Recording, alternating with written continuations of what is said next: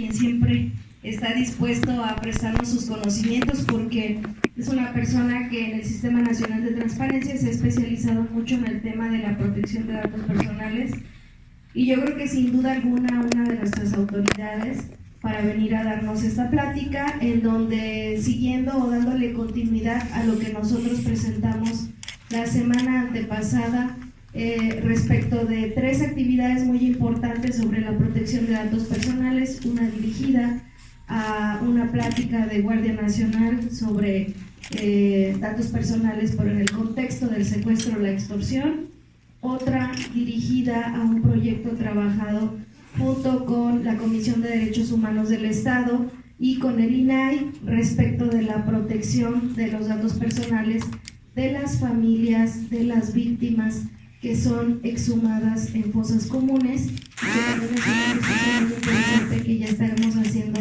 llegar al Sistema Nacional para revisarlo ahí. Y la otra actividad que tiene que ver con nuestros municipios indígenas, en donde se firmó un convenio y en donde además tuvimos la oportunidad de tener ya formatos traducidos al náhuatl, en donde pues hicimos un trabajo conjunto con el municipio de Hueyapa. Hoy agregamos esta actividad en donde nos quisimos nosotros, pensando en el gremio de los medios de comunicación y además en nuestros compañeros que son enlaces o directores o coordinadores de comunicación social en los sujetos obligados, que es también importante ponerle atención a este apartado en específico. Y pues para ello hemos invitado al comisionado Javier Martínez Cruz. Si me lo permiten, a nombre del Pleno, de la comisionada Dora Ivonne Rosales y de su servidora, le damos la más cordial bienvenida, les damos la más cordial bienvenida a todas y a todos ustedes, y leo de manera rápida su amplia trayectoria. Él es licenciado en Administración por la Universidad Autónoma Metropolitana, realizó estudios de Ingeniería en Comunicación y Electrónica por el Instituto Politécnico Nacional, obtuvo la especialidad en Instituciones Administrativas en Finanzas Públicas de la Universidad Nacional Autónoma de México, en la cual fue galardonado con la medalla Alfonso Caso, diploma de experto en victimología por la Universidad de Sevilla, maestro en Administración Pública por el Centro de Investigación y Docencia Económica. De igual forma es maestro en Derecho Constitucional y Amparo por la Barra Nacional de Abogados. Es candidato a doctor en Gestión Estratégica y Políticas de Desarrollo por la Universidad de Anáhuac y candidato a doctor en Derecho en la Barra Nacional de Abogados. Ha sido ponente en foros y conferencias magistrales nacionales e internacionales y cuenta con publicaciones en materia de administración, finanzas públicas, federalismo y análisis económico de la corrupción. Ha sido catedrático en diversas instituciones académicas del país, así como en la Universidad de Sevilla, España.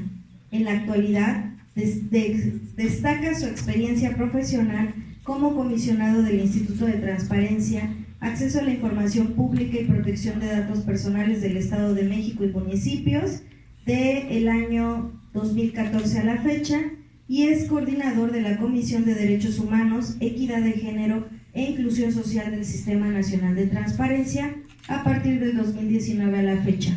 Anteriormente también se desempeñó como vocal ejecutivo del Instituto de Estudios Legislativos del Congreso del Estado de México y además ha sido asesor parlamentario en el Senado de la República y en la Cámara de Diputados Federal. Como se darán cuenta, pues el comisionado es una persona que tiene la expertise para venir a platicarnos un poco de la experiencia y los conocimientos que tiene.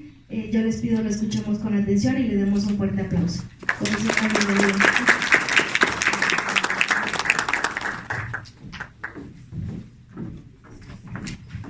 Muy buenos días a todos.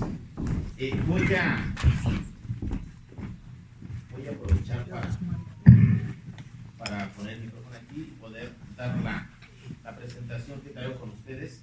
Primero, pues agradecer a mi amiga Mireya y también extenderle también el agradecimiento a la comisionada Dora Ivonne por la invitación. Siempre que tenemos la oportunidad somos estados hermanos, vecinos, entonces para mí es un placer poder asistir aquí a Morelos, y más en el contexto de lo que hoy venimos a tratar. Es lo que ahorita en la agenda nacional e internacional está en debate. está en el contexto del escrutinio público y nos preguntamos en qué estamos fallando. ¿En qué estamos fallando? Porque ya tenemos 3 casos que hoy de hecho promueven un movimiento a nivel nacional y hay posiciones encontradas donde, bueno, pues tendremos que llegar al grado de promover un día sin mujeres como una manifestación de una sociedad y un Estado que le está fallando, creo que a un sector vulnerable.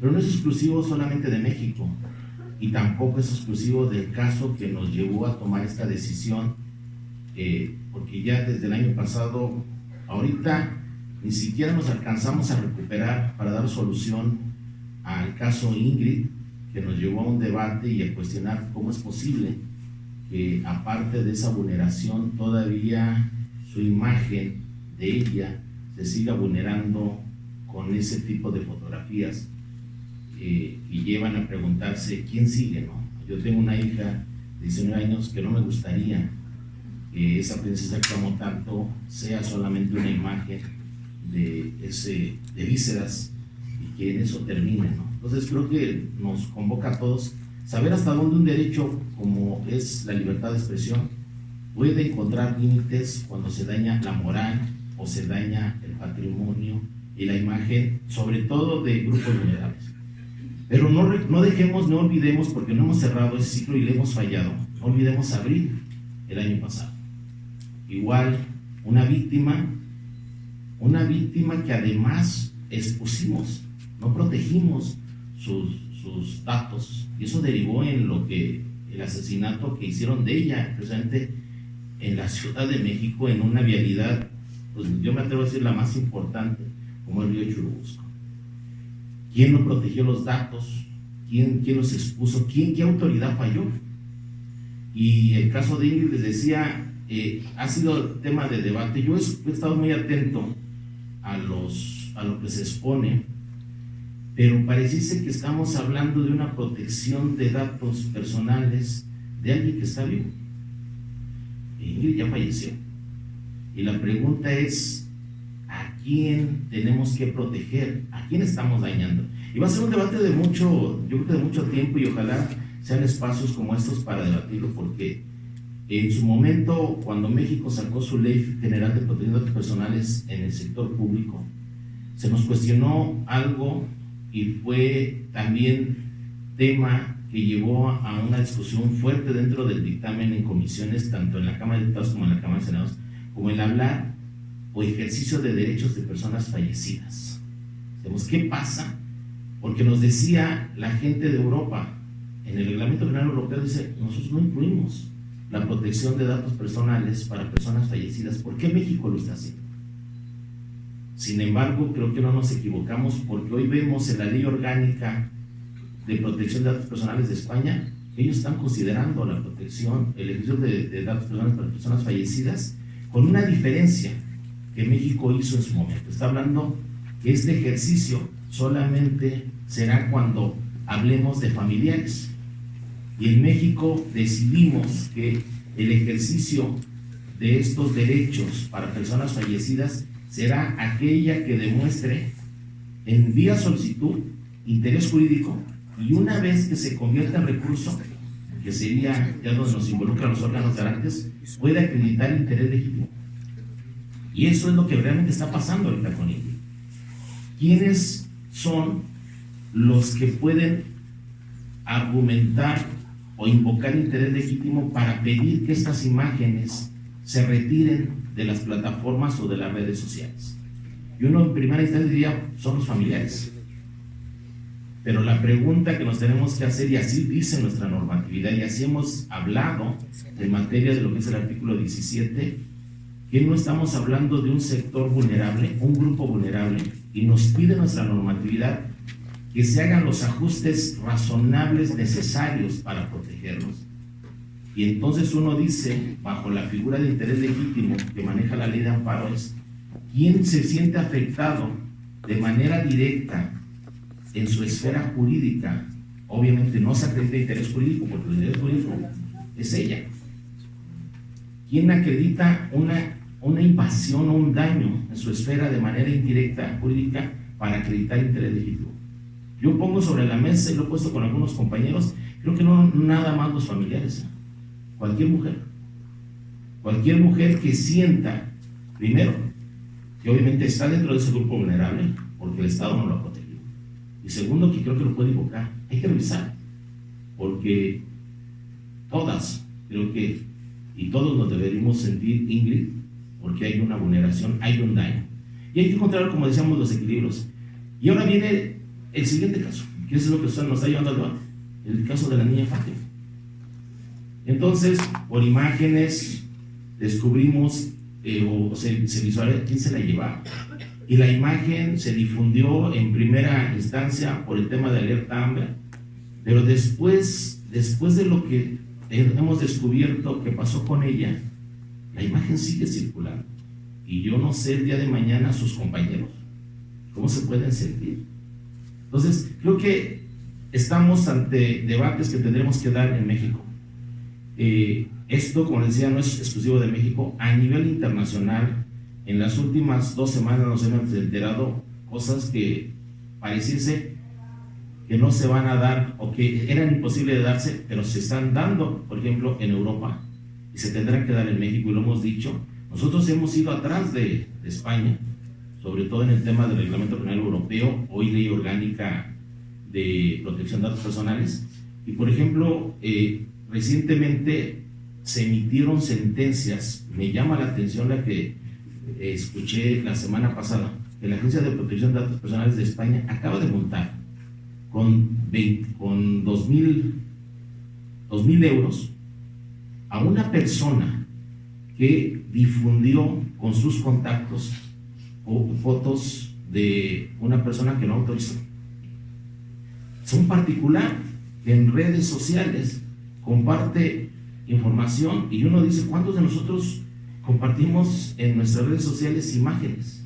Bueno, pues la persona argumentó que ella no había autorizado para que se compartiera esa imagen, que además le dañaba a su persona.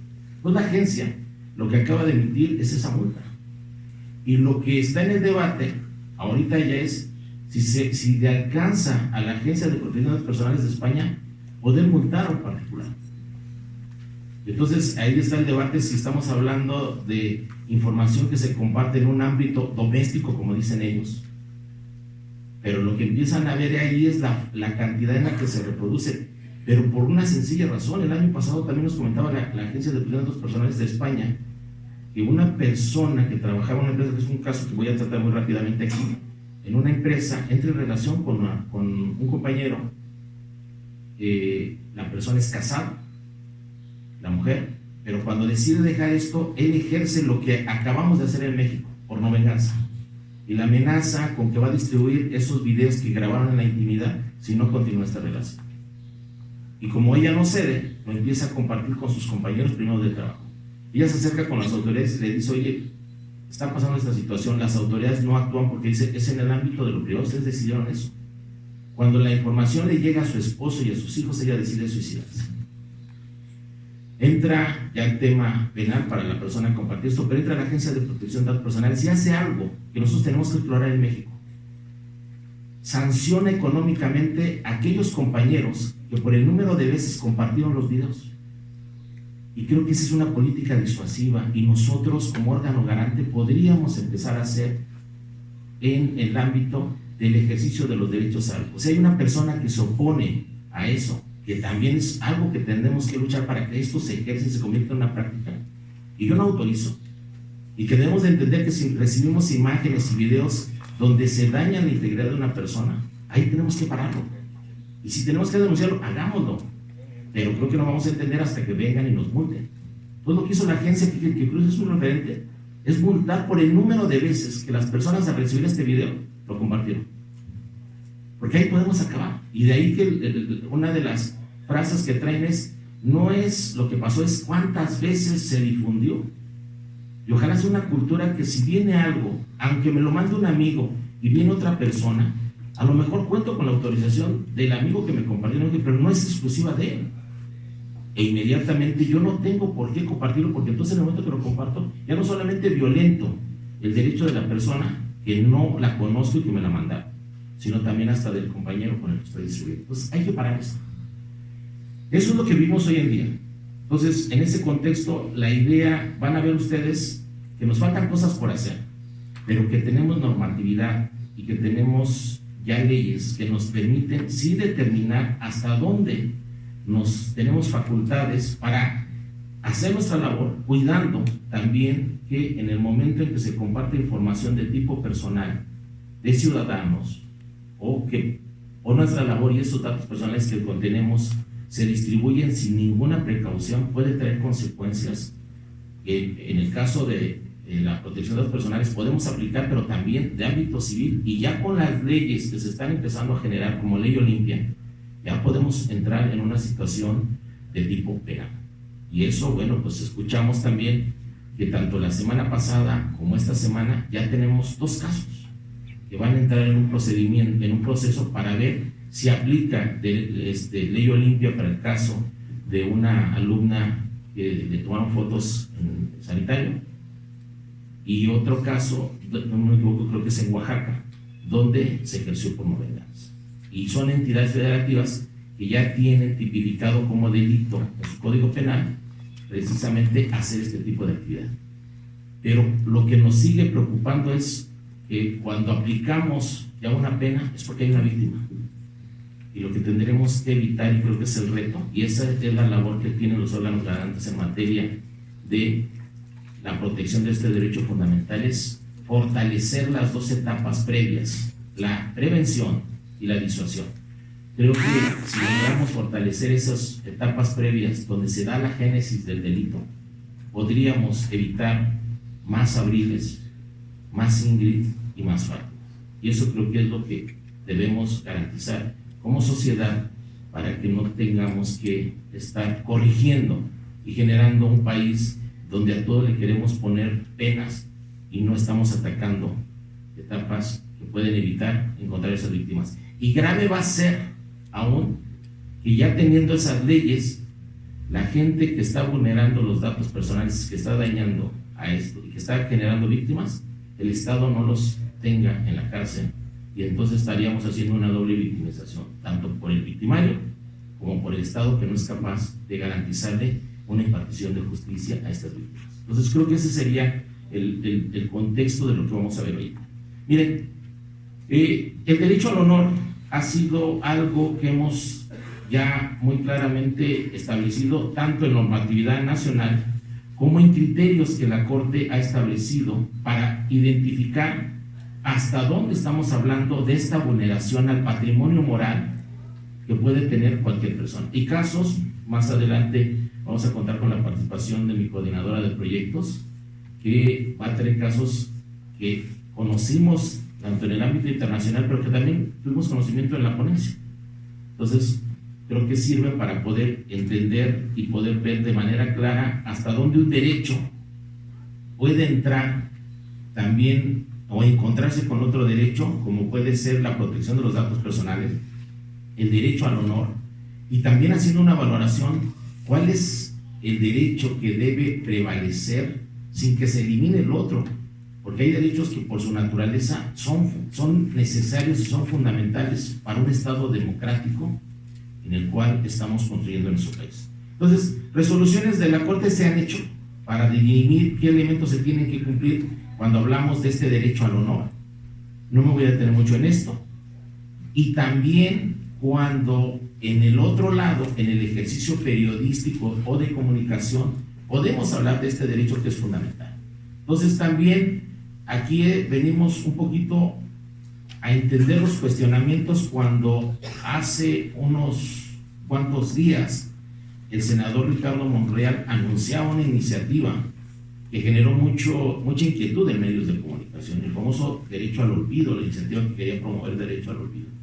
Y derecho al olvido, que al menos el antecedente que tenemos de España, caso Costeja, generó un conflicto porque se hicieron presentes el derecho a la libertad de expresión, el derecho a la libertad de prensa, y en su momento estas plataformas como era Google, y que no terminó como tal en un derecho al olvido, simplemente fue una desindexación dentro del buscador de Google porque la nota de vanguardia sigue existiendo.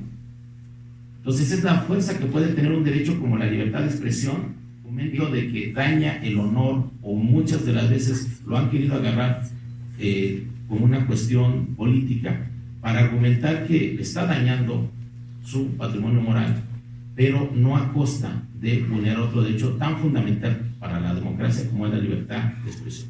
Entonces, también la libertad de expresión es un derecho que está plenamente garantizado en nuestra Constitución Federal y que se tiene que hacer valer, y que tiene una función y tiene sus propios alcances y su propia naturaleza. Esta libertad de expresión, nosotros hemos interiorizado lo que instancias internacionales e instrumentos internacionales nos han mandatado, y que ha servido o que ha sido bandera precisamente para la garantía de otros derechos. Pero miren, ¿por qué esta situación tan compleja y tan caótica? Pues lo dice muy bien este filósofo surcoreano en su obra La Sociedad de la Transparencia. Estamos viviendo momentos donde nos empezamos a ver que somos panópticos digitales. Y las reglas del juego nos dicen que para entrar a esto tenemos que ser víctimas y también victimarios, o vigilantes y vigilados. Eso es lo que aparentemente en algún momento dado estas grandes desarrolladoras de las plataformas nos hacían ver. Oye, la comunicación, las tecnologías de la información, esa posibilidad de hablar de un ámbito digital tiene sus beneficios, pero han sido temas de debate a nivel internacional donde han dicho en los encuentros internacionales de las autoridades de protección de datos personales que no se justifica que por estos desarrollos tecnológicos se violente la libertad más preciada de cualquier persona, que es la libertad a la intimidad. Entonces, que no nos vengan a vender que por esta comunicación y por la consolidación de la inteligencia artificial se justifique que se vulneren las libertades de las personas. Eso no justifica. Por eso empieza él, y creo que es el que nos empieza a ver los retos que tenemos. Y el mundo digital parece que se rige por sus reglas. Entonces aquí se acabó este respeto a la ética, jugamos, pero ya nos dimos cuenta que hemos pagado consecuencias por querer interiorizar en una sociedad este tipo de cosas que nos han llevado a escándalos como el tema de Cambridge Analytica, que en su momento pareciese que era una cuestión simplemente de mercadotecnia política, de minería de datos, y decían, pues no, simplemente están haciendo una labor para ver las tendencias. No se vale, porque jugaron con miedo, salud, jugaron con perfiles que nadie autorizó que se hicieran.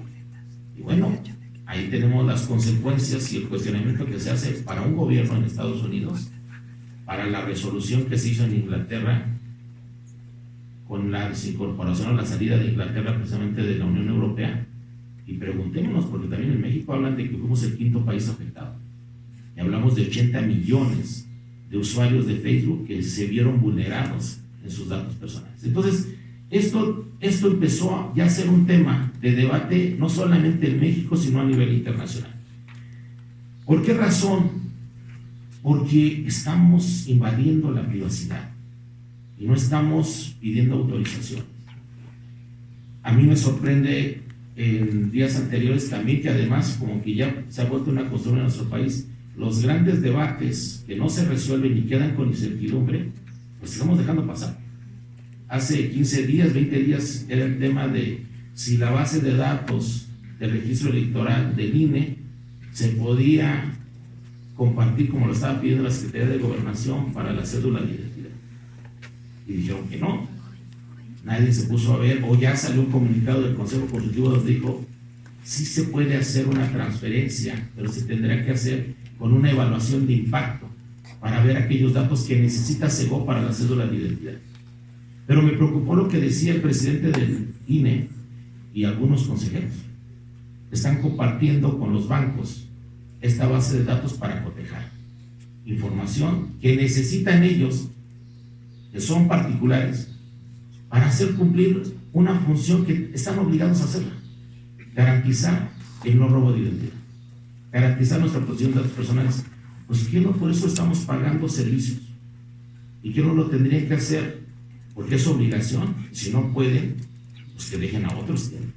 Pero a mí me preocupa porque cuando yo fui a tramitar mi credencial de elector, yo nunca puse o autoricé que pudieran permitirle a los bancos cotejar información como es la fotografía, como es mi nombre o como es mi huella dactilar, que dice que es para cotejar y tener la certeza de que es la persona. Eso se llama tratamiento a base de datos. Y estamos hablando de datos de tipo biométrico. Y si son datos de tipo biométrico, son considerados datos sensibles. Y está prohibido su tratamiento a menos que haya consentimiento expreso. Y yo no le firmé al INE para que permitiera que entrara a ver datos. Entonces, eso me preocupa. Porque si lo están haciendo, están vulnerando. Y el día que me lo quieran poner en la credencial de elector, pues obviamente yo me voy a oponer que se compartan esos datos. Pues es que a los bancos les interesa cuidar la identidad, lo que les interesa es tener la certeza cómo recuperan sus recursos. Entonces ellos traen un interés económico y no traen una perspectiva de protección de derecho humano fundamental como es la protección de los personas. Eso sí es verdad. Y creo que la Secretaría de Gobernación, que es la cédula de identidad, lo que queremos llegar en este país es que cuando saquemos la cartera y nos identifiquemos, solamente sea un documento y no sacar 5 o 6. Y unos para mayores de edad y los menores. Entonces, eso creo que es el tema, y no lo hemos resuelto. Ahí quedó. Estamos enterados de que nos lo dijo la gente de los consejeros del INE. Estamos permitiendo en los bancos que cotejen. Y quien no ha ido ahorita al banco y estamos enterando con eso, que nos piden que sea del elector. Y entonces no solamente ven esos 3 datos de la credencial elector, hay todavía 17 más. Y que a mí me preocuparía que el día de mañana esa información la tenga el buró de crédito y me niegue un crédito y entonces hay una discriminación. Y eso se llama vulneración a datos personales. Eso que nos dice este filósofo coreano, vamos a entender rápidamente, ¿sí? ¿Cómo llegamos a esto? Porque aquí creo que vamos a entender un poquito cómo como sociedad hemos enfrentado estos retos. Nos enseñaron que hubo una revolución industrial mediados del siglo XVIII, que tuvo características y que tuvo impacto en lo social, en lo económico, en lo político, que llevó a cambios radicales, sí, que hizo innovaciones tecnológicas, sí, que marcó protagonismos, divisiones internacionales, sí. Pero después se habla de una segunda revolución industrial, con un parámetro en común, parece que cada 100 años, donde también en la primera revolución industrial entró en crisis el principal energético, que era la madera, y se necesitaba un nuevo energético, que fue el carbón mineral. Entra en crisis el carbón mineral a mediados del siglo XIX y se requiere un nuevo energético que se llama petróleo. Y eso genera innovaciones tecnológicas, nuevos actores, ¿sí? Nuevas innovaciones como el motor de combustión interna y actores que empiezan a ser protagonistas de lo que sería 100 años después la tercera revolución industrial, mediados del siglo XX, donde tenemos ya empezarse a diseñar el panorama internacional de estos grandes fenómenos regionales. Por un lado, la Unión Europea, con un esquema de libre mercado. Por otro lado, América del Norte, con un esquema de libre comercio. Y por el lado de los países asiáticos, con un esquema de colaboración binacional para crear figuras como los tigres asiáticos, ¿sí? Y que tienen sus propios mecanismos de colaboración económica. Y entonces tuvimos, y fue para nosotros común, muchos de nosotros vivimos con esos adelantos tecnológicos que hablaban del internet, los ordenadores, donde se empieza a hablar de estas nuevas tecnologías. Pero entonces uno diría, ¿cuándo llega la cuarta revolución industrial? Y si estamos hablando de cada 100 años, pareciese que la cuarta revolución industrial tendríamos que estarla viviendo en 2050, 2060. Ese es más o menos el panorama. Sin embargo, lo que nos dice esta autora, que habla de la cuarta revolución industrial, es que estos elementos de la cuarta revolución industrial, que son los sistemas ciberfísicos, Internet de las cosas, la nube, fábricas inteligentes, los tenemos actualmente. Y entonces, la cuarta revolución industrial ya nos alcanzó. No sé qué vamos a vivir en 2050, 2060, pero creo que va a ser algo aún más complejo.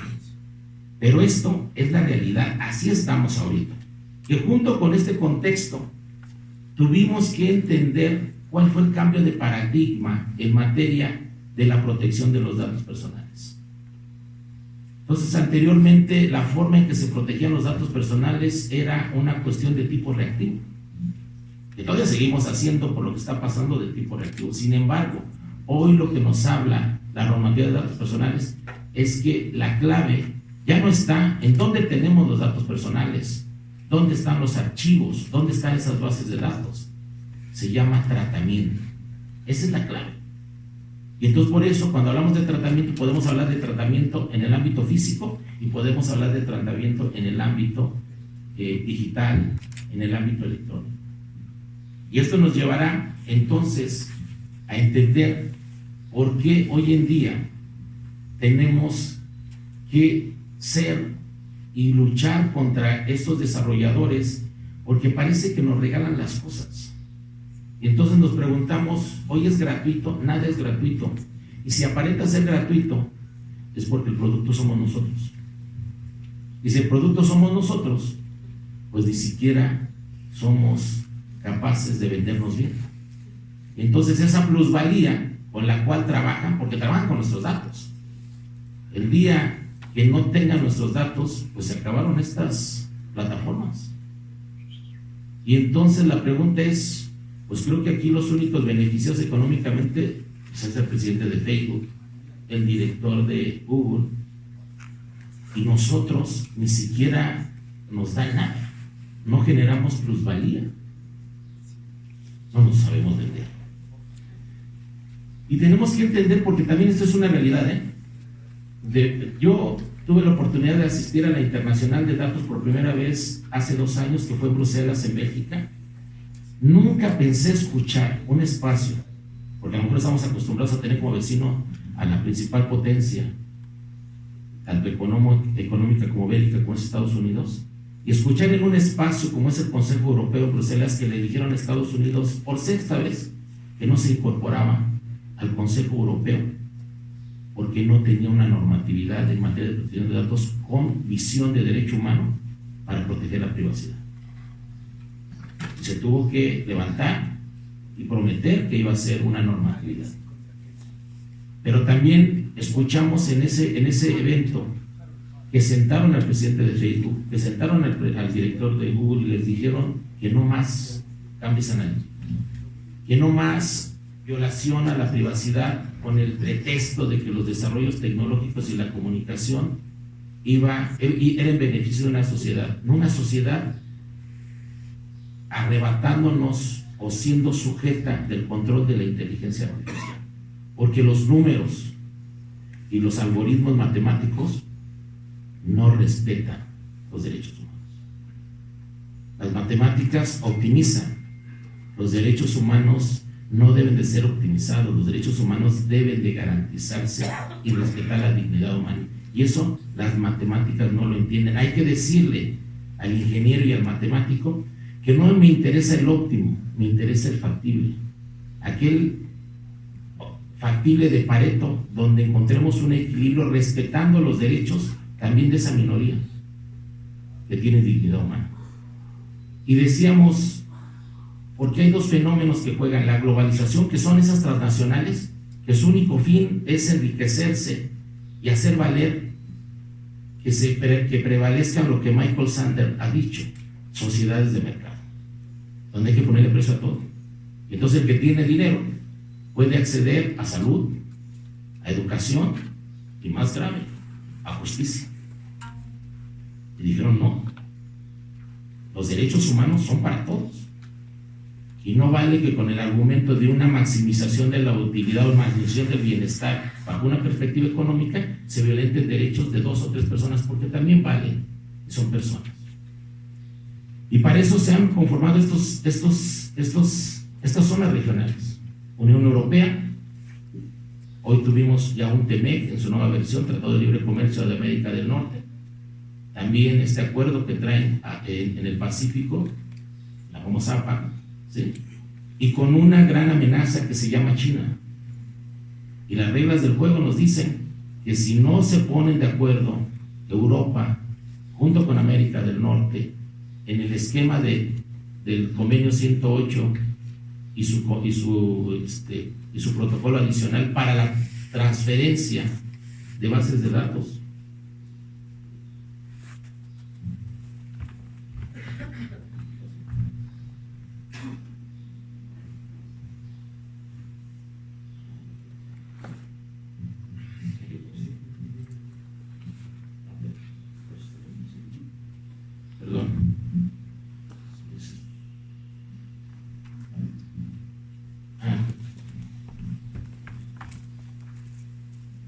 perdón, es que traigo otro.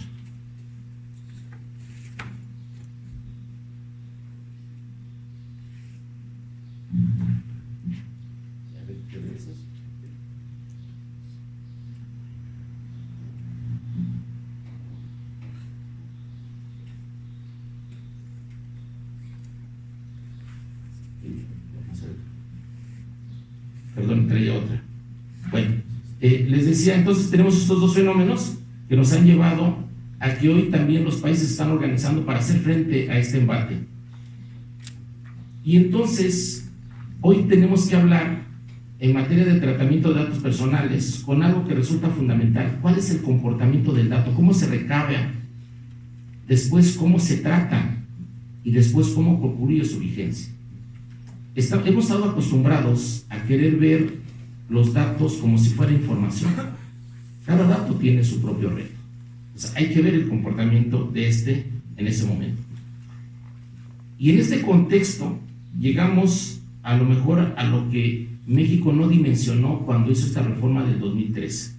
Miren, nosotros dentro del Sistema Nacional de Transparencia y Protección de Datos Personales nos hemos centralizado en el reto que implicó la reforma del 2014. Por el alcance de la creación del sistema, por la consolidación de órganos autónomos, tanto a nivel federal como fue el IFAI, después convertido en INAI, los órganos autónomos a nivel local, pero además también con el alcance de las 3 leyes generales que derivaron o que mandataban sus transitorios de esta reforma del 2014, que era la Ley General de Transparencia y Acceso a la Información Pública que tuvimos en 2015, la Ley General de Protección de Datos Personales en posesión de sujetos obligados que tuvimos en 2017 y finalmente la Ley General de Archivos que tuvimos en 2018. Cerramos esas 3 leyes, pero la del 2013, la reforma del artículo 6º, este es el verdadero parteaguas, porque se nos hizo fácil modificar el artículo 6º para poner como derecho fundamental el derecho al Internet y las nuevas tecnologías, y no dimensionamos lo que estábamos haciendo, porque dice también dentro de esa reforma, y se hace explícito, que la privacidad sigue siendo una limitante o tiene que ser un derecho que se tiene que respetar. Pues esta reforma, el mensaje que nos está diciendo claramente es que aunque se crea ese derecho en el ámbito digital, siguen vigentes los derechos fundamentales como el de la protección de los datos personales o la privacidad para garantizar que no se violen.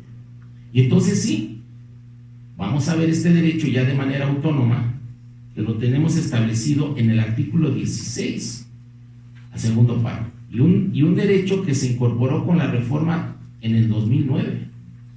O sea, estaba vigente y nos hacía referencia esa reforma del 2013 a voltear a ver lo que pasaba con este derecho dentro de lo que es su contexto de segundo párrafo del artículo 16. Entonces, como derecho humano, también la Corte ha establecido, y creo que también igual hemos fallado en la consolidación de este derecho. El exministro Cosío nos ha dicho que por qué no hemos ido más allá como órganos garantes a la hora de la interpretación de este derecho. Y ven ustedes, y esto es muy claro, si ustedes revisan las tesis y las jurisprudencias en materia de protección, en materia de acceso a la información pública, vamos a encontrar varias. Ahora les pregunto, ¿alguno de ustedes tiene o conoce de alguna jurisprudencia en materia de protección de datos personales? O tesis, empiezan a salir las primeras. Y todavía con ciertas ambigüedades, porque ni siquiera hemos entrado a un análisis, a un test de proporcionalidad, a una ponderación para ver hasta dónde puede llegar este derecho y el alcance que puede tener. Y además los retos que representan, porque son derechos que se individualizan, que los ejerce la persona. Los otros, como el acceso a la información pública, son derechos de tipo colectivo.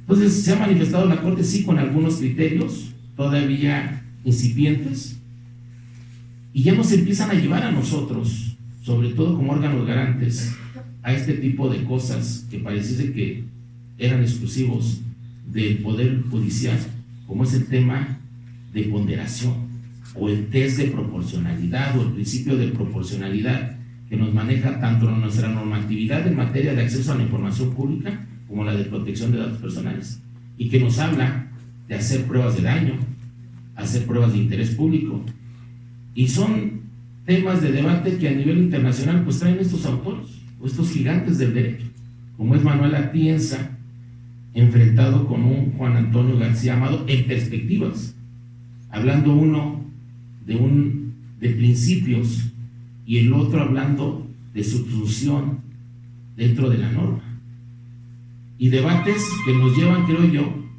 a estos retos. Uno en la perspectiva de que además tomamos tal cual su test de proporcionalidad o su principio de proporcionalidad que plantea Alexis de manera así textual en nuestra ley de transparencia y acceso a la información pública, hablando de estos tres subniveles como es la prueba de idoneidad, la prueba de necesidad y la prueba de proporcionalidad en sentido estricto, hablando de esta prueba numérica para ver qué derecho o qué bien jurídico se tiene que proteger en su momento. Han sido temas de debate, por ejemplo, en el IFUEN muy fuertes, donde hemos tenido que hacer valoraciones si se justifica que se entreguen, por ejemplo, cámaras de videovigilancia con la ubicación exacta, que es un ejercicio que han pedido algunos ciudadanos diciendo: solicito las cámaras de videovigilancia y además su ubicación exacta. Yo no comparto eso, soy minoría, pero se han ordenado las cámaras de vigilancia con su ubicación exacta. Creo yo que se vulnera un bien jurídico mayor que es la seguridad pública y se pone en riesgo a una gran cantidad de ciudadanos. Pero bueno, será, como digo, el tiempo el que le dará la razón a cada quien. Pero también vemos del lado de la interpretación de la Corte o del Poder Judicial, que es una teoría que también nos ha planteado el mismo Ronald Working: ¿cómo deciden los jueces? Y entonces hoy vemos que también como fuente de derecho es el Poder Judicial. Y tanto así que en nuestro esquema o nuestro sistema nacional de transparencia para garantir estos derechos, en algún momento dado tiene que entrar el Poder Judicial como el tercero a dirimir una situación que no queda clara. Y tendremos que ver que estamos ante casos difíciles. Caso concreto, que también ha sido en el Estado de México, donde ya nos empiezan a llegar solicitudes de expedientes clínicos de personas fallecidas. Y hay que hacer la valoración hasta dónde se acredita interés legítimo y además quién pueda acreditar interés legítimo en mayor medida. Porque lo solicitan, por ejemplo, ahorita, que es lo que nos angustia, lo solicitan para pedir expediente clínico de persona fallecida para ir a cobrar un seguro de vida, porque las aseguradoras están pidiendo como requisito que lleven el expediente clínico para comprobar de qué murió la persona asegurada. Eso no es igual, son datos sensibles. ¿Y por qué se lo tengo que compartir a un particular? ¿Por qué? Porque dice que viene en un contrato, entonces el contrato está violentando precisamente este derecho, y tendrá que entrar también el INAH, y tendremos que entrar como órganos garantes, porque el sujeto obligado son los centros de salud, y hay que hacer estas valoraciones. Esto pues no lo estamos inventando, así está nuestra normatividad. Hablamos de pruebas de daño, hablamos de pruebas de interés público, donde tendremos que justificar por qué personales o la protección de un bien jurídico mayor. Y hay que fundamentar y motivar para decir, estas son las razones por las cuales tengo que limitarte tu derecho. ¿Por qué? Porque estoy protegiendo otros derechos y tu derecho pues se encuentra un limitante cuando afectas otro derecho que también resulta fundamental o afectas un derecho que es de muchos, como es el tema de la seguridad pública o como es el tema de la salud pública. Pero también por el lado del ejercicio del acceso a la información pública por interés público, igual por seguridad pública, por salud pública, hay que justificar esta prueba de interés público diciendo que no se protegen en ese momento los datos personales porque hay un interés público por detener a una persona, por conocer el paciente cero, por cuestiones que también resulten de interés público y que sean en beneficio de una mayor colectividad. Y creo que lo que tenemos aquí, y para hacerlo un poquito más práctico, es que siempre estamos ante la presencia de las dos pruebas, de una u otra manera, entendiendo cuál es el origen de la solicitud, cuál es el motivo de inconformidad y cómo, como órganos garantes y como un pleno, tendremos que estar jugando con estas ponderaciones o test de proporcionalidad. Y tanto se justifica, por ese esquema que tenemos, así lo tenemos de manera constitucional. Estamos ante la presencia de estos derechos en la vida real, en diferentes magnitudes y caso por caso. Hace 3 días, la Corte acaba de resolver la constitucionalidad y la inconstitucionalidad de 2 artículos de la Ley de Seguridad Pública del Estado de México, que nos dan como órgano garante en el Estado de México, creo que luz para entender hasta dónde es el alcance del principio de máxima publicidad y también hasta dónde es el alcance de la confidencialidad cuando estemos ante información que se tenga que clasificar con esa naturaleza de confidencialidad que ha sido práctica y que ha sido solicitud permanente en el Estado de México, que son los exámenes de los centros de control de confianza para personal de seguridad, protocolos de actuación. Entonces, temas, son 3 días y lo acaba de resolver y estamos esperando, porque nada más sabemos de la resolución, pero estamos esperando el engrose para conocer cuáles son los criterios, porque nosotros ya lo resolvió la Corte, pero ya hemos estado entrando a ese tipo de casos que ya han sido permanentemente solicitados en el Estado de México. Entonces, creo que en ese contexto ya entramos a algo que es una realidad. El tema de la violencia digital o los retos que implica el mundo digital. Esto que se planteaba genéricamente, las nuevas tecnologías nos han llevado a esta situación que son temas de debate en la Cámara de Diputados, donde ya se aprobó una modificación a la Ley General a una vida libre de violencia o de acceso a una vida libre de violencia para las mujeres, y donde 17 entidades federativas ya se aprobaron modificaciones al Código Penal para crear la Ley Olimpia. Último estado, el estado de Michoacán, que en diciembre aprobó esta modificación. Y estamos entrando en el periodo ordinario de muchos de estos, y yo no dudo que a partir de lo que está pasando, los 15 estados que faltan, o 15 estados que faltan, hagan su modificación para que las entidades federativas ya tengan tipificado como delito la pornovenganza. 3 casos, porque al rato abordarán eso, ya casos concretos. Este caso que les comentaba de esta persona que trabaja en una empresa, entra en relación con un compañero, ejerce pornovenganza, y lo que decide en su momento cuando conoce a su esposo y sus hijos, pues es precisamente suicidarse. Les decía que nos deja como enseñanza en materia de datos como órgano garante lo que hizo la Agencia de Protección de Datos Personales, que castigó por el número de veces a los compañeros que compartieron este video de esta persona sin su autorización, que es el alcance que tuvo la agencia y que vimos con la multa que acaba de imponer, que todavía sigue siendo debate y tendremos que estar al pendiente de cómo se resuelve al final. Otro caso que también fue el año pasado y que llevó a un interés de tipo nacional fue el caso de Argentina.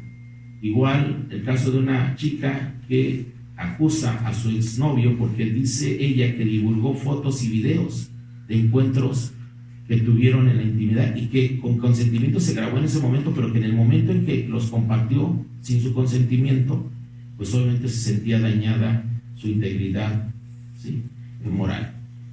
El argumento aquí que se daba es lo mismo que en su momento se le argumentó a Olimpia, no está tipificado como delito.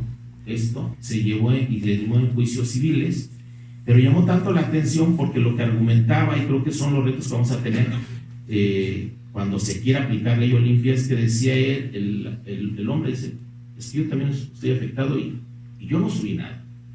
Y esa es una forma de vengarse de mi ex pareja. ¿Quién subió esa información? Y por eso creo que aquí habrá retos de que tenemos que ir de la mano para, primero, si se va a encuadrar este delito de pornovenganza, tengamos la certeza de quién distribuyó esta información. Y hay que trabajar de la mano, creo, como órganos garantes con la policía cibernética, porque es un tema que tendrá que ir encuadrándose en una investigación bien sustentada para que, si no funcionó la etapa preventiva, si no funcionó la etapa disuasiva, entonces sí, verdaderamente se castigue con todos esos elementos y saber y castigar al que es responsable, no también castiguemos a inocentes.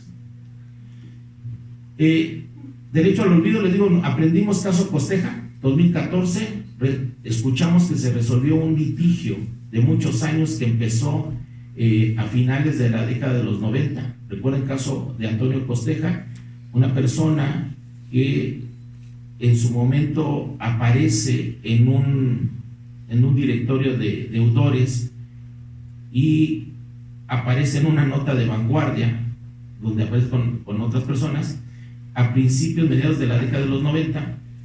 Él resuelve su situación financiera, estado de deuda, a finales de los 90. Sin embargo, a principios del siglo XXI, se da cuenta que cuando busca su nombre en Google, aparece como deudor por esa nota. Pues promueve ante la Agencia de Protección de Datos Personales que se cancele esa información porque dice, me está dañando en mi quehacer diario. Y tiene que pasar pues una cantidad importante de años porque se resuelve hasta el 2014, ya en el Tribunal Europeo, donde se determina y se le ordena a Google que desindexe el nombre de Costeja para que cuando entre no aparezca con esta nota. Pero sin embargo la nota de Vanguardia sigue estando. Entonces, si ustedes buscan por otra noticia que venga en esa página de Vanguardia, aparece de nuevo el caso Costeja. Pero eso se logró allá y se le denominó derecho al olvido, y después, recientemente, hace un mes, acaba de resolver el Tribunal Europeo que el derecho al olvido, esa desindexación en Google, solamente aplica para Europa, no aplica para todos los demás continentes, por una sencilla razón. Dicen ellos, no me garantizan que en países de América, de África o de Asia lo utilicen este derecho al olvido para proteger actos de corrupción o violación de derechos humanos. ¿Por qué? Porque no hay consolidación de democracias en estos países. Nos dice solamente en Europa, y en su momento tendrá que luchar países como México en América para que este derecho al olvido se aplique, al menos en sus alcances como tuvo Europa, siempre y cuando no sea para argumentar, porque eso ha pasado a partir del 2014, que van 250,000 solicitudes de derecho al olvido en Europa, y muchas de ellas para pedir a algunos políticos que quiten notas que van relacionadas con acusaciones de corrupción. Entonces, ¿qué pasó con este caso de esta jovencita? También igual, quiso ejercer derecho al olvido después de un litigio largo. La sentencia le dice que sí se va a ejercer, pero que va a tener que pagar 20,000 euros. Entonces, si solución para ella es, se expuso, la conocieron, los videos siguen circulando, fueron tendencias, decide suicidarse. Y bueno, nosotros conocimos el caso de Ley Olimpia, una jovencita que igual en 2014 tiene una relación con una persona, se graban en su momento, sin embargo, empieza a circular este video sin conocimiento por parte de ella. Se supone o da por hecho que fue su pareja, y lo que ella hace en ese momento, además, después de 2 o 3 intentos de suicidio, cuando se entera su familia, con su mamá habla, y bueno, llega a entender que bueno, no es un problema de ella, es un problema de una persona que faltó a la confianza. Van con las autoridades municipales o de las autoridades de Puebla y le dicen pues que no pueden hacer nada porque no está tipificado como delito. ¿Cómo pueden proceder? Presenta ella en 2014 en un ejercicio de gobierno abierto, digámoslo de esa manera, una iniciativa que propone para que se modifique el Código Penal donde se tipifique como delito este tipo de actos. Tienen que pasar 4 años para que esto se convierta en realidad, y tenemos por primera vez Yucatán, que es el primer estado que tipifica como delito esta violencia digital, por lo que se ha denominado como pasar el PAC o por venganza. Pero ¿qué pasa en este contexto de lo que es Ley Olimpia? Recuerden precisamente que esto se suscribe a una ley general que hemos tenido que emitir para proteger a un grupo vulnerable, como es la Ley General de Acceso a las Mujeres a una Vida Libre de Violencia. Esta ley ha sido, digamos, ha ido evolucionando y hemos ido incorporando una serie de modificaciones que lo que busca es proteger a este grupo que ha sido práctica común en una sociedad mexicana de estarla dañando, de estarla vulnerando. Pero hasta ese momento habían espacios que se podían decir que caía esa acción que hizo Ley Olimpia, pero que no era plenamente identificable. Por eso, aunque encuadraban los aspectos de violencia para las mujeres, hasta ese momento no teníamos a ciencia cierta qué podía justificar esta modificación a los códigos penales en cada estado. Por eso se volvió una tendencia, pero tuvimos casos precisamente de esta violación, tanto así que Olimpia a partir de 2018, en esas fechas, ha creado una asociación que ha atendido a jovencitas que han sido sujetas de esta violación, y es una activista social que ha sido referencia a nivel nacional e internacional, porque cada que se emite esta modificación en algún código penal se le invita y se ha denominado por ello Ley Olimpia. Pero esta ley general, aunque establece claramente cómo se tienen que atender estos protocolos de protección y cuáles son las funciones de la federación, los estados y los municipios, no encontraba todavía cabida plenamente esta modificación de tipo penal. Por eso, en agosto del año pasado y posteriormente ya presentando de manera concreta la iniciativa en la Cámara de Diputados como Cámara de Origen, se hizo una propuesta de iniciativa para incorporar este tópico de violencia digital hacia las mujeres o violencia en el ámbito tecnológico, y se propuso para atender precisamente lo que en materia del daño o delitos de tipo cibernético para las mujeres podría encuadrar con una fracción concreta, que fue lo que propuso la modificación, y se le daba la atención desde el punto de vista de víctimas. Y obviamente, como les digo, recordemos, ha sido considerado como un grupo vulnerable y estaríamos obligados, cualquier autoridad, a hacer los ajustes necesarios o ajustes razonables para garantizar la plena protección de este grupo vulnerable. La modificación, que también fue un ejercicio que nos hace ver la importancia del tema, fue muy rápido. El dictamen se presentó en la Cámara de Diputados, se aprobó por unanimidad y se turnó a la Cámara de Senadores esta modificación, donde se puso una fracción para dar cabida precisamente a este concepto de violencia digital para las mujeres. ¿Por qué? Porque lo que vieron en el Congreso de la Unión es que iban 17 estados y todavía no estaba la modificación en la ley marco, que era la ley general. Les decía, esta reforma lo que busca es justificar estas modificaciones en el ámbito penal, y ha llevado a que actualmente esté en la Cámara de Senadores, y yo no dudo que inmediatamente sea de las primeras modificaciones que obtenga la Cámara de Senadores.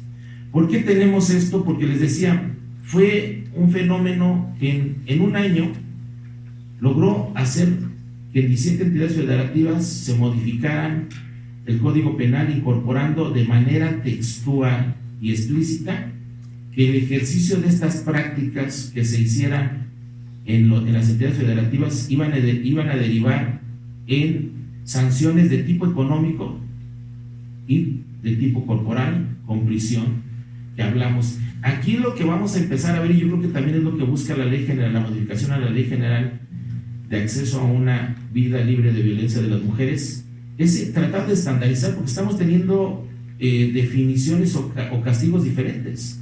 Nos vemos, por ejemplo, el caso de Yucatán, que habla de 6 meses a 5 años y multas que van en diferente perspectiva con UMAS para establecer estas sanciones.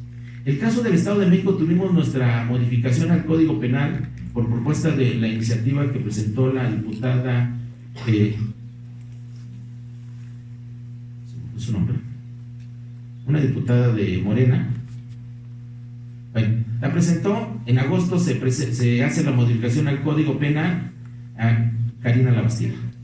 Presentó la iniciativa, se modifica el Código Penal y está tipificado como delito esta práctica en el Estado de México, donde la sanción va de 1 a 5 años y una multa de 200 a 500 unidades de medida y actualización, y se agravan cuando estamos ante situaciones precisamente de esta afinidad con la persona, y va de 3 a 7 años. A mí lo que me preocupa es que no sé hasta dónde esta diferenciación de sanciones no abra la puerta para actos de corrupción, porque vamos a caer en ese sentido de que, como se saca el promedio y abre la puerta para la negociación en este país, que parece que la impunidad creo que no es algo que veamos, pues hay impunidad. Entonces no estaremos en esta negociación de que ninguna persona realmente pueda pisar la cárcel, o al menos los que van a pisar la cárcel sean los que no tengan para pagar la multa o para pagar la fianza. Entonces vamos a caer en esa situación que el que tenga dinero, ¿sí?, podrá evitar este tipo de sanciones, y el que no tenga será el que estará pagando. Entonces creo que no se trata de eso, realmente castiguemos al culpable si es que encuadra precisamente este tipo de delito. Le digo, se ha vuelto una tendencia, se ha vuelto una tendencia, tanto así que parece una carrera. Entonces está el mapeo en todas las entidades federativas donde ya es aprobada, donde está presentada como iniciativa y ya está en proceso de dictamen, donde se va a presentar apenas, y este es el mapa que se sigue. Y se le invita a Olimpia cada que se aprueba esta modificación. Pero les decía, grave va a ser cuando esto no se convierta en una realidad y que solamente sea para calmar un movimiento, como es decir, bueno, hay esto, vamos a poner una pena, porque si no al rato, lo que conocí el caso de ahorita de Ingrid, vamos a hacer una modificación de tipo penal para hablar de una ley Ingrid. El problema es que siguen existiendo víctimas, y en una sociedad donde para algunos puede ser el conocer este tipo de videos de la intimidad más que un perjuicio, un beneficio. Apenas veíamos que la afectada por este caso de Sage, ¿sí?, no fue Sage, fue su esposa. Y bueno, pues entonces a lo mejor ahora con esto podemos contestar algunos cuestionamientos cuando se dice por qué se considera a las mujeres un grupo vulnerable. Porque para este señor, pues creo que hasta fue un beneficio, ¿no?, que le permite salir en comerciales con la misma frase. Pero bueno, y este caso, les decía, caso Ingrid, fotografías tomadas por una autoridad. Es cierto, el tema era de interés público, porque hablamos de un feminicidio, un tema que nos está agobiando.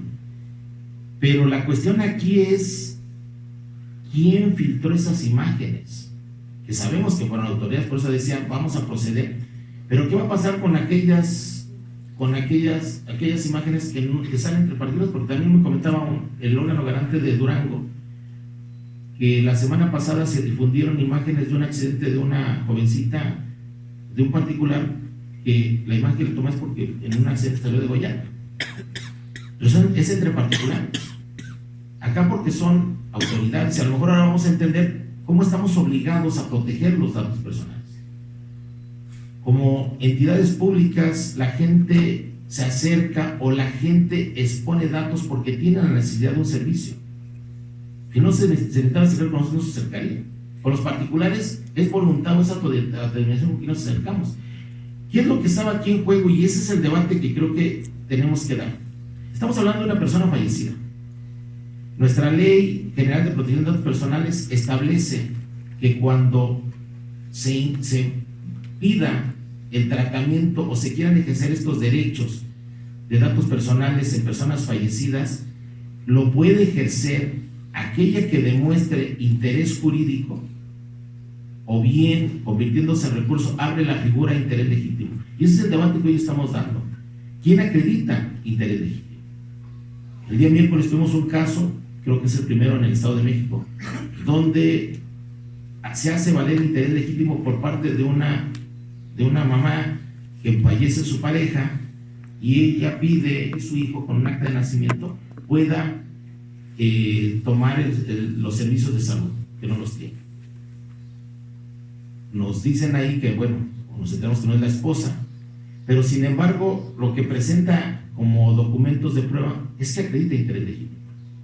Decíamos ahí, el debate será si la información que la que pide de la persona fallecida, que hay otra persona que puede acreditar interés legítimo también, como pueden ser los hijos o la esposa, no estaremos también dañando su, digamos, parte de su intimidad. Pero eso es lo que tenemos que valorar y además tenemos que empezar a ver la figura de interés legítimo, de dónde la estamos tomando y cómo aplica para personas fallecidas. Creo yo, ¿sí? Y eso es lo que hoy nos está llevando como debate. Por ejemplo, les decía, ahorita que están viendo el expediente clínico de persona fallecida para cobrar un seguro, y el debate o lo que nos generaba duda, decíamos, ok, tú cobras un seguro, pero si esa información que llevas expone información que daña el honor o que puede poner en riesgo la integridad también de hijos o de esposa, ¿por qué vas a compartir, vas a tener acceso a esa información y el día de mañana de manera indirecta lo estés afectando? Entonces ese va a ser el debate que tenemos que dar, porque interés legítimo como tal, a diferencia de la normatividad española, allá dice que quien puede ejercer acceso a datos de personas fallecidas son los familiares. Allá sí lo puso de manera explícita. Aquí nosotros dijimos interés legítimo, y si hablamos de interés legítimo, habla de una afectación de manera indirecta, y creo que hay que retomar lo que dice el doctor Antonio Muñoz Cano en su libro del acceso a la información y la privacidad, en algo que ha denominado los derechos de la personalidad. ¿Por qué? Porque estamos hablando de patrimonio moral, estamos hablando del derecho al honor, derecho a la verdad, que muchas de las veces eso le interesa a los que están vivos. Caso de Ingrid, obviamente tenemos que valorar que los que se están viendo afectados por esta divulgación de manera, quien pueda acreditar interés legítimo son los familiares. Pero yo pongo sobre la mesa que hasta donde quien forme parte de este grupo vulnerable no puede invocar este interés legítimo, diciendo que también se sienten afectados de manera indirecta, no necesariamente por ser familiares. Y aquí es donde creo que abre la puerta para que aprendamos como órganos garantes a jugar. ¿Por qué razón? Porque nosotros sí podemos actuar plenamente en la etapa preventiva y en la etapa disuasiva y ayudar para que Ley Olimpia o Ley Ingrid el día de mañana vayamos con las autoridades de la Policía Cibernética, las autoridades de las fiscalías, y de realmente veamos si no se atendió una cultura de la protección de los datos personales, un respeto a los datos personales que no son de nosotros, que son de otros, y bien, si en algún momento dado estas personas que vieron vulnerados sus datos personales antes de que se convirtieran en víctimas pudieron ejercer una oposición y pedir que cesara ese tratamiento.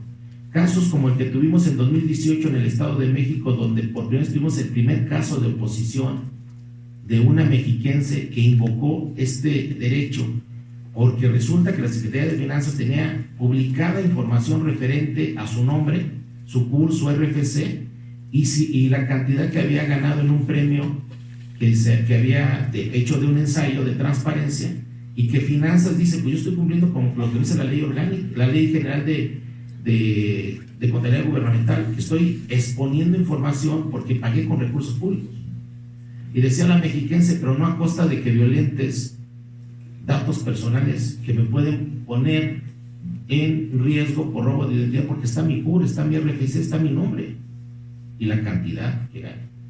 Entonces lo que se le pidió a la Secretaría de Finanzas, cesa el tratamiento, se opone a que lo publiques, no lo canceles, regístralo y da vista al órgano de fiscalización, que es tu función, cumple con lo que dice la ley de contabilidad gubernamental. Y decía yo, es que la ley de contabilidad gubernamental dice que lo publique, sí, pero hay una ley que es la especializada, que es la de protección de datos personales, y esta favorece más a la persona. De ahí que se decida. Entonces, podemos hacer estas etapas, sí, pero tenemos que trabajar de la mano con las autoridades. ¿Por qué? Porque no queremos más Ingrid, no queremos más Abriles, no queremos más Fátimas, queremos realmente un respeto a esto. Y para eso tenemos que hacer, sí, la etapa preventiva, tenemos que hacer una cultura de la protección de los datos personales, tenemos que aplicar el programa de protección, el Programa Nacional de Protección de Datos Personales, PRONADATOS. Tenemos que hacer nuestro programa estatal de protección de datos personales, sí lo tenemos que hacer nuestro programa estatal de protección de datos personales. Tenemos que decirle a los municipios que hagan su programa municipal de protección de datos personales, sí tenemos que decirle que hagan su programa municipal de protección de datos personales. ¿Por qué? Porque ahí se hacen políticas públicas, ahí se hace realmente una política pública de cultura de la protección de datos personales. Son los municipios los que conocen todas las escuelas, conocen todas sus comunidades y pueden hacer una política pública efectiva de prevención para la protección de los datos personales. Y los órganos garantes tenemos que hacer valer el ejercicio de los derechos ARCO o bien portabilidad, que ya incorporamos como un derecho nuevo. Y después acompañar a las autoridades para que aquel que no atendió la prevención, que no atendió la disuasión y aún así cometió el ilícito de compartir información, se le castigue y verdaderamente pague por esto. ¿Qué implica esto? Algo que a lo que hemos faltado, les decía, nuestra normatividad, incorporamos este derecho en 2013. Dijimos que eran el derecho al Internet y las nuevas tecnologías y que tenemos que respetar la privacidad. La Carta de los Derechos Humanos y Principios del Internet, 20 artículos que estableció la ONU, nos obligan a atender la privacidad y la protección de los datos personales. Habla de principios, habla de derechos y nos distingue muy bien lo que debe regir en las normatividades. ¿Qué tenemos que hacer? Dice el artículo 8, privacidad en el Internet. Habla de 7 acciones concretas. Nos faltan algunas. No hemos cumplido con lo que dice la ley general en el ámbito público y la ley federal en el ámbito privado. Todavía nos falta alinear al alcance de la ley general que aplica en el sector público lo que no tiene la ley federal que aplica en el sector privado, que además es donde más se vulneran los datos personales. Son 7 acciones muy concretas que tenemos que hacer respecto al ámbito digital y nos los menciona muy bien. Por eso ni siquiera hay que esforzarnos por hacer las iniciativas y hacer las modificaciones necesarias a la normatividad, sea en el ámbito público o sea en el ámbito privado, para la protección de los datos personales. El artículo 9 se habla muy concretamente de la protección de los datos digitales. Igual nos establece lo que la normatividad tendrá que incorporar para el caso mexicano.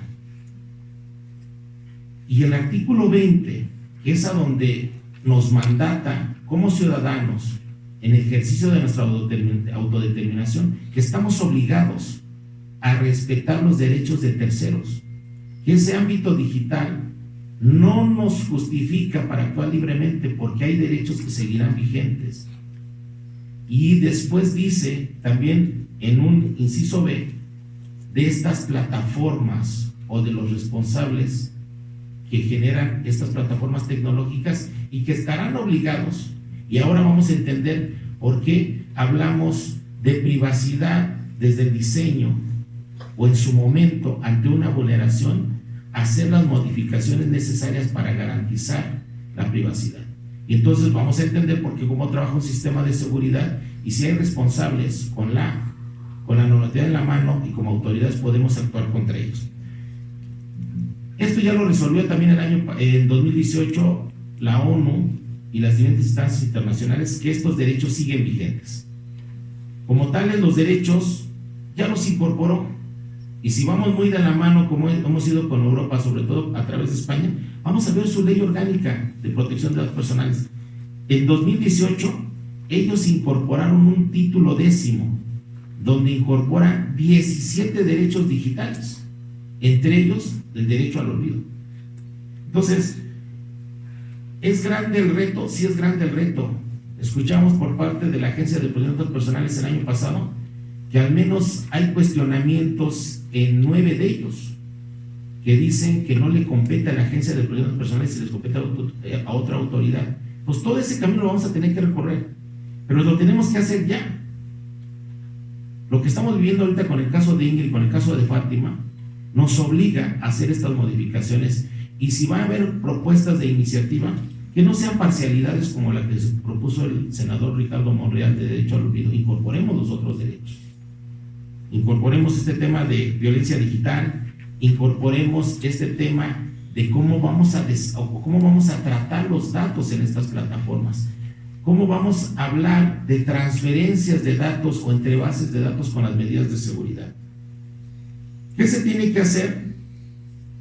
Creo que el debate tendrá que llevarse en el contexto si se modifica o se hace una reingeniería a la Ley Federal de Protección de Datos Personales, si se incorporan algunos aspectos en la Ley General de Protección de Datos Personales en posesión de sujetos obligados, o si decidimos ya hacer una sola normatividad con sus dos apartados para atender el ámbito de lo público, el ámbito de lo privado, porque hoy la sociedad mexicana ya no le interesa escuchar excusas de que si es de competencia del INAI, si es competencia del órgano garante o es una competencia concurrente. Hay un mandato explícito en el artículo 16, segundo párrafo, donde tenemos que atender la protección de los datos personales como un derecho fundamental. Ese es el reto que tenemos enfrente. Y creo que el destino nos alcanzó. Las nuevas tecnologías y el panóptico digital está vigente. Tenemos que saber hasta dónde es el alcance de un derecho y hasta dónde se empieza a vulnerar otro derecho, y tendremos que atenderlo ya, porque no va a aguantar este país más Ingrids y más Fátima. Muchas gracias.